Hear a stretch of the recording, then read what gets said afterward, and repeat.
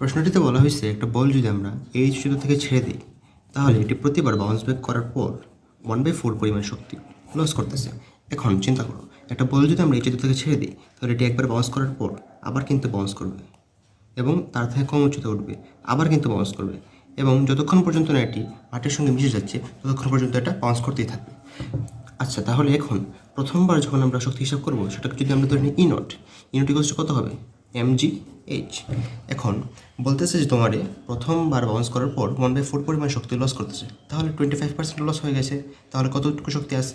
যদি আমরা ধরে নিই এখানে E1, তাহলে E1টা হয়ে যাবে তোমার 3/4 ইন্টু mgh।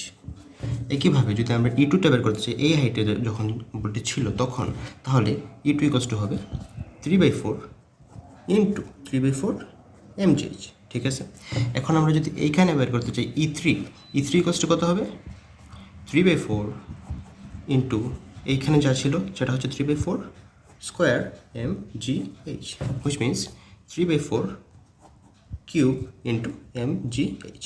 এখন দেখো, বলটি প্রথমবার বাউন্স করার পর ছিল 3/4, দ্বিতীয়বার বাউন্স করার পর 3/4 স্কোয়ার হয়েছে এবং তৃতীয়বার বাউন্স করার পর 3/4 কিউব হয়েছে। তাহলে যদি আমরা nতম বাউন্সের পর ধরে নিই তাহলে en ইকুয়ালস টু হবে 3/4 to the power n into mgh।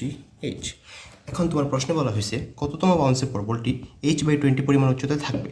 h/20 পরিমাণ উচ্চতা যদি আমরা ধরে নিই nতম বাউন্সের পর রয়েছে, তাহলে h/20 পরিমাণ উচ্চতায় তার বিভব শক্তি কত mg into h/20 equals to হবে 3/4 to the power n into mgh।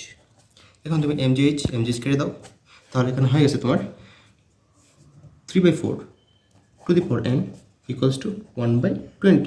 ঠিক আছে, এখন তুমি এখান থেকে n এর মানটা হিসাব করো। n এর মানটা যদি তুমি হিসাব করো তাহলে দেখবা আসতেছে 10.4 সামথিং। এখন এর তোমার কি মিন করতেছে 10.4 পরিমাণ বাউন্স করার পর এটা h/20 পরিমাণ উচ্চতা থাকবে, অর্থাৎ দশম বাউন্সের পর এটি h/20 থেকেও বেশি উচ্চতা উঠবে, তবে 11তম বাউন্সের পর h/20 থেকে কম উচ্চতা থাকবে। তাহলে তোমার আনসারটা কত হবে? আনসারটা তোমাকে পূর্ণসংখ্যা নিতে হবে, তাহলে আনসারটা অবশ্যই হবে 11। এই ছিল বইটি 25-26 সেশনে আসা একটা সুন্দর ম্যাথ।